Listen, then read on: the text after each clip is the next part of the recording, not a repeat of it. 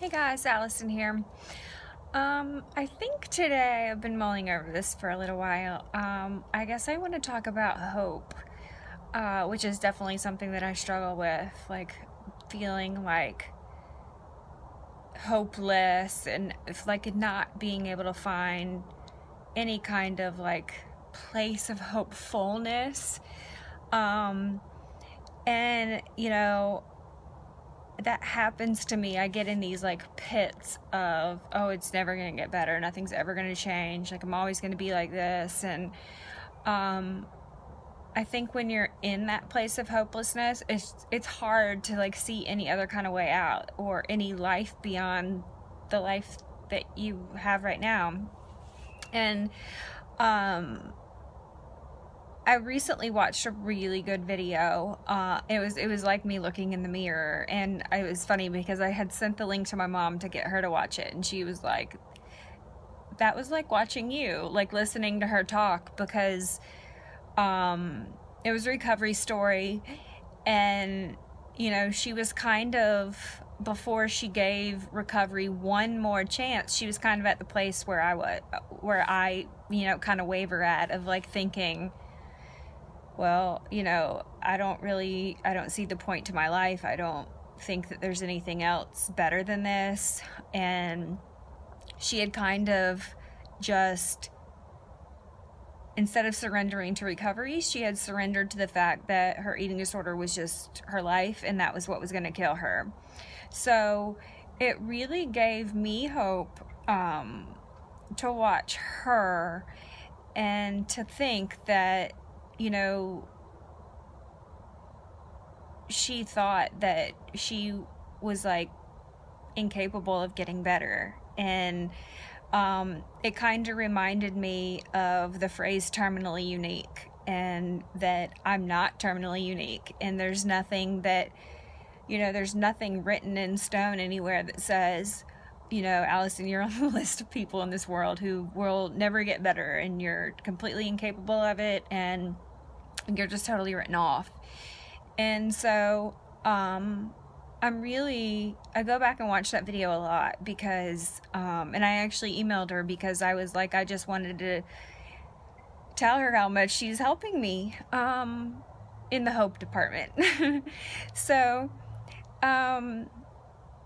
it's just a hard thing to like grasp and hold on to, especially when shit is hard, and when you feel like nobody understands, and you feel like you can't take one more thing or one more moment, or and especially with eating disorders, I think, because a lot of people don't understand, and it's like people are just like, well, just freaking eat, or just get over it. And sometimes I find myself telling myself, well, like today, I was in an appointment and I just wanted to be like, Allison, just get over it. And I thought, how simple my life would be if I could just get over it. And I get very, like, my inner voice is so critical, and it's like, if I jump on the bandwagon, I want to be better tomorrow. Like, I don't want to go through the process. I'd rather somebody like go through the process and wrap it up in a nice little box and hand it to me and say, here you go, did it for you. And I think that's the struggle for me, is also the physical part of the recovery. It's funny how much faith I put in everything. It's like I thought when I hit some magic number on a scale, my whole life was gonna turn or change or be better. And it's the exact same. Well, I wouldn't even say it's the exact same. It's probably way worse. But like nothing miraculous happened. It's very isolating. I mean, I have a few friends, but it's always like I feel a lot of pressure when I get like invited out, or it's just, and it's not pressure from them, it's the pressure like that I put on myself. And so I want to remember what it was like when I wasn't like this.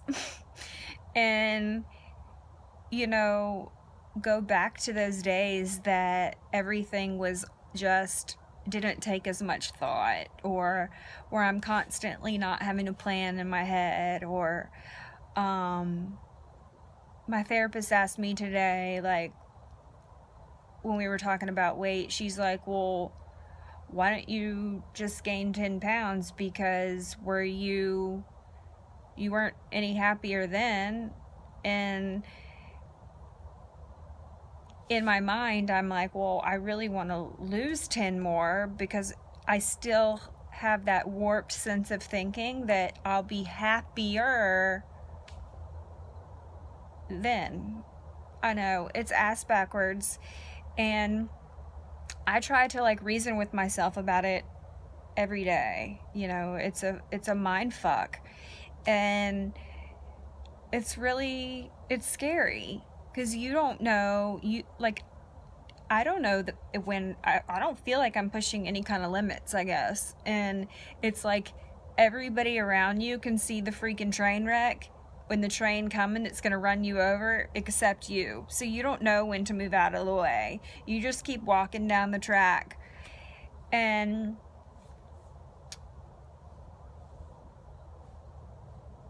I wish I had a better way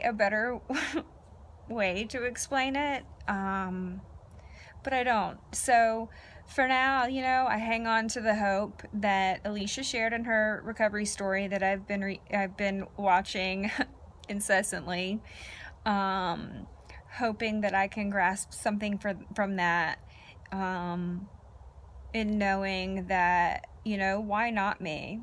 And, you know, maybe the elevator one day will go all the way to the top, and the pieces of the puzzle will connect for me, and like that light bulb will go off.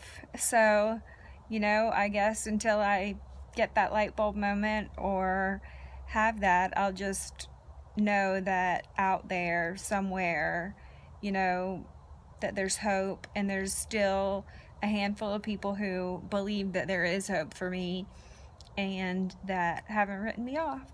So, you know, a huge thanks to like some of my best friends and people and therapists and doctors that have stood by me when they could have been like, you're just a lost cause. And so I really appreciate that more than they will ever know.